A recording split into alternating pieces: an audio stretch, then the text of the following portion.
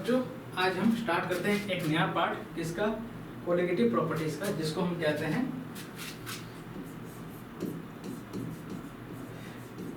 Elevation in boiling point. Boiling point में elevation, ठीक है। अब बॉइलिंग पॉइंट क्या होता है? बॉइलिंग पॉइंट वो टेम्परेचर होता है जहाँ पे वेपर प्रेशर किसके बराबर होगा, एटमॉस्फेरिक प्रेशर। किसी भी सॉल्यूशन का वेपर प्रेशर एटमॉस्फेरिक प्रेशर के बराबर होगा, हम इसी को बॉइलिंग पॉइंट कहते हैं। बाकी किसी भी टेम्परेचर पे आप हीट करेंगे क्या होगा, इवापोरेशन होता है। इसलिए हमने जूनियर क्लासेस में पढ़ा होगा कि इवापोरेशन ऑकर्स एट किस पे, at any temperature, but boiling occurs eight a fixed temperature. इसको आइए एक एग्जाम्पल की मदद से समझते हैं। ये मैंने एक कंटेनर लिया है, इसमें मैंने सबसे मोस्ट कॉमन लिक्विड वाटर लिया हुआ है। वाटर मैंने भर दिया, वाटर भरा तो मैं 80 डिग्री सेल्सियस पे हीट करूंगा। ये वेपर में ऐसे कन्वर्ट होगा यहाँ पे इस तरीके से, और यहाँ पे इसके ऊपर कुछ वेपर प्रेशर एग्जर्ट करेगा। ये वेपर प्रेशर एटमॉस्फेरिक प्रेशर के बराबर नहीं है। ये बराबर कब होता है हमें पता है, जब ये 100 डिग्री पे जाएगा। 100 डिग्री पे जाने से वेपर प्रेशर एटमॉस्फेरिक प्रेशर के बराबर हो गया। ये तो जनरल नॉर्मल केस है। अब एलिवेशन मतलब क्या, और एलिवेशन कैसे हो रहा है? एलिवेशन मतलब इंक्रीज। अभी इंक्रीज कैसे हो रहा है, देखिए इसमें मैंने क्या किया, सॉल्ट डाल दिया, NaCl। NaCl डालने से अब यहाँ पे फैक्टर में चेंजेस आएंगे। अब 100 डिग्री पे जब मैं हीट कर रहा था, इसको मैं सॉल्वेंट के मॉलिक्यूल्स पकड़, वाटर के मॉलिक्यूल्स हीट करने से इवापोरेट होते जा रहे थे। अब सरफेस पे क्या है, यहाँ पे कुछ ना कुछ इस तरीके से बीच में सॉल्ट के भी मॉलिक्यूल्स आ गए। सॉल्ट और वाटर इंटरैक्ट करेंगे तो वो इसको आसानी से जाने देंगे क्या, नहीं देंगे। अगर इंटरेक्शन नहीं भी हुआ तो क्या हो गया, number of molecules per unit surface area वो भी डिक्रीज हो रहा है। जो वेपर प्रेशर में जाएंगे तो वेपर प्रेशर घट रहा है, एटमॉस्फेरिक प्रेशर के बराबर हो नहीं रहा है, तो बॉइलिंग भी नहीं हो रही है। अब हमें क्या करना पड़ेगा, टेम्परेचर बढ़ाना पड़ेगा।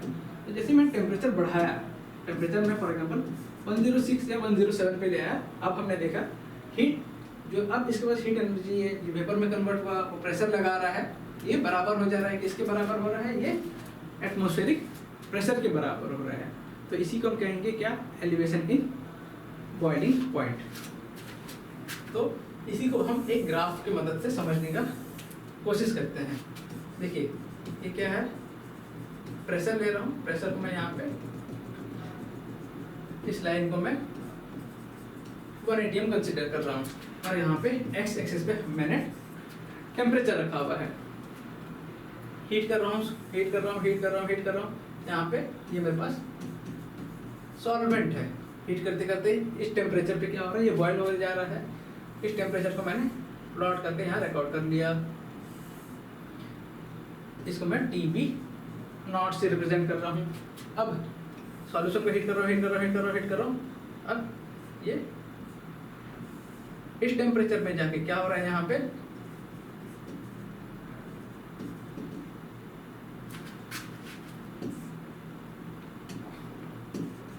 क्या हो रहा है, ये बराबर हो रहा है एटमॉस्फेरिक प्रेशर के। जैसे ही बराबर हो गया तब क्या कहेंगे, दोनों बॉयल होने लग रहे हैं, है ना। अब यहाँ पे टेम्परेचर डिफरेंस आ रहा है, और सॉल्यूशन का टेम्परेचर को मैं TB से रिप्रेजेंट कर रहा हूँ। इनमें टेम्परेचर डिफरेंस आ रहा है। टेम्परेचर किसका ज़्यादा है, ऑब्वियसली किसका, सॉल्यूशन का।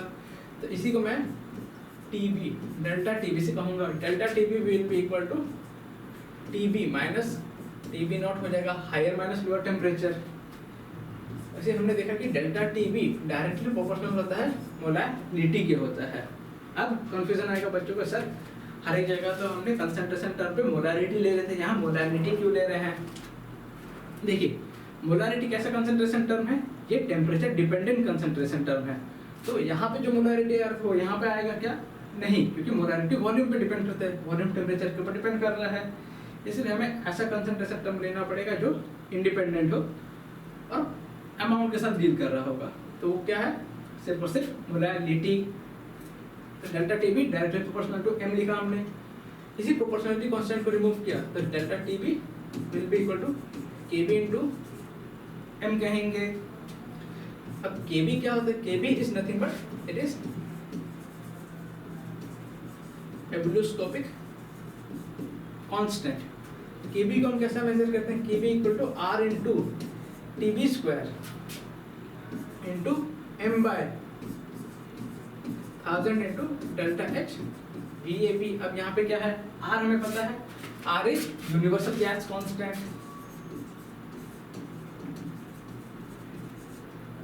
आर कुछ नहीं, यूनिवर्सल गैस कांस्टेंट होता है। टीबी क्या होता है? It is boiling point of pure solvent. M हमारे पास मोलर मास ऑफ सॉल्वेंट है। डेल्टा एच VAP यानी लेटेंट हीट ऑफ वेपोराइजेशन।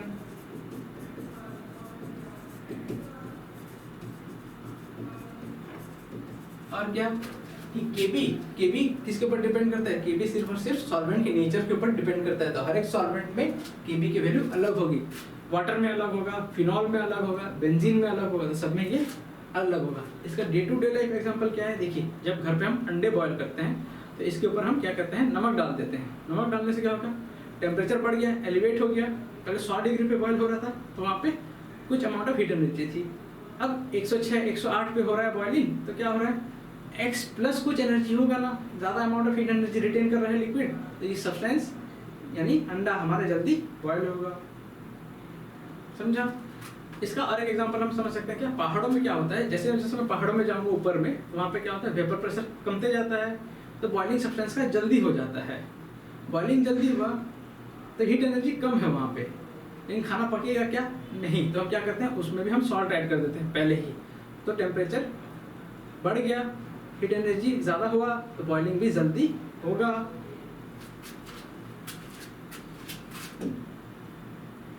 आइए अब हम एक नेक्स्ट टर्मिनोलॉजी कोलिगेटिव प्रॉपर्टी में है जो पढ़ना है हमें, वो है डिप्रेशन इन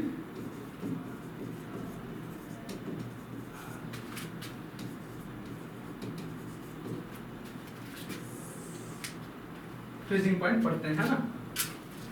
तो पहले हमें समझना पड़ेगा फ्रीजिंग पॉइंट क्या होता है। फ्रीजिंग पॉइंट कुछ नहीं, वो टेम्परेचर होता है जहाँ पे वेपर प्रेशर किसी भी सॉल्यूशन का या सॉल्वेंट का बराबर होगा टू इट्स किसका? Vapour phase in solid phase का, या इक्विलिब्रियम दोनों के बीच में एस्टेब्लिश होना चाहिए, सॉलिड फेज और लिक्विड फेज के वेपर प्रेशर को। इसी को हम डिप्रेशन, इसी को हम क्या कहते हैं? फ्रीजिंग पॉइंट कहते हैं।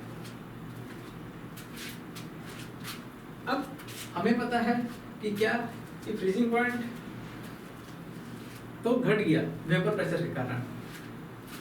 वेपर प्रेशर किसका ज्यादा रहता है? सॉल्यूशन और सॉल्वेंट में, बताइए आप लोग। हाँ, ये ज्यादा होता है किसका? प्योर सॉल्वेंट का। तो यहाँ पे भी हम एक ग्राफिकल वे से समझते हैं, ये टेम्परेचर है और ये हमारे पास क्या है? प्रेशर है। ये जो ग्राफ है ऐसे ऐसे करके आया, यहाँ पे ये हमने क्या किया? टेम्परेचर घटा रहे ये सॉल्वेंट का। यहाँ पे टेम्परेचर घटाते वेपर प्रेशर भी घट रहा है, और एक पॉइंट के बाद वेपर प्रेशर एग्जिस्ट नहीं कर रहा था। ये है हमारे पास पॉइंट, इसको मैं रिप्रेजेंट कर रहा हूँ क्या? TF नॉट से। ये किसके लिए है मेरे पास? इट इज फॉर हमारा सॉल्वेंट। वैसे ही ऐसे ऐसे करके टेम्परेचर घटा रहा हूँ, यहाँ पे आ गया, ये आ गया, टेम्परेचर घटा। ठीक है, ये किसके लिए है? ये हमारे पास सॉल्यूशन का। अब यहाँ पे दोनों का वेपर प्रेशर बराबर हो गया है। ये देखिए यहाँ पे टेम्परेचर डिफरेंस दिख रहा है, इसी को हम कहेंगे TF डेल्टा TF।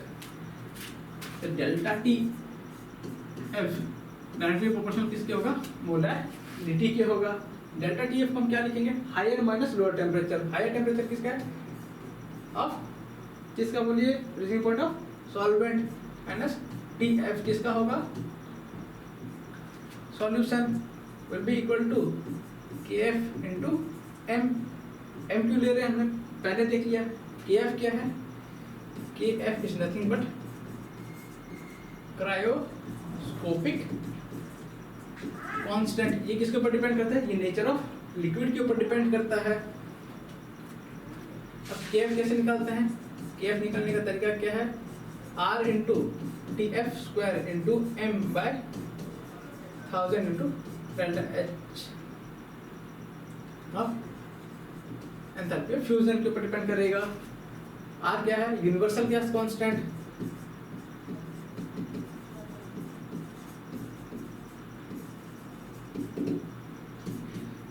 TF क्या हो गया?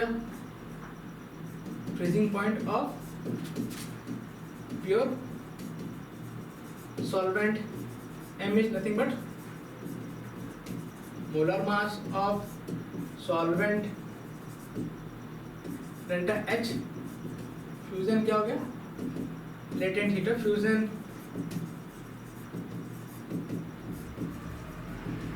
इसका general day to day life example क्या है बताइए? देखिए, हमने देखा होगा कुल्फी वाले लोग क्या करते हैं, जब कुल्फी वाले भैया बेचते हैं तो पहले वो बर्फ का लेयर बिछाते हैं, उसके ऊपर एक नमक का लेयर डाल देते हैं। नमक का लेयर डालने से क्या होगा? पहले फ्रीजिंग पॉइंट क्या था?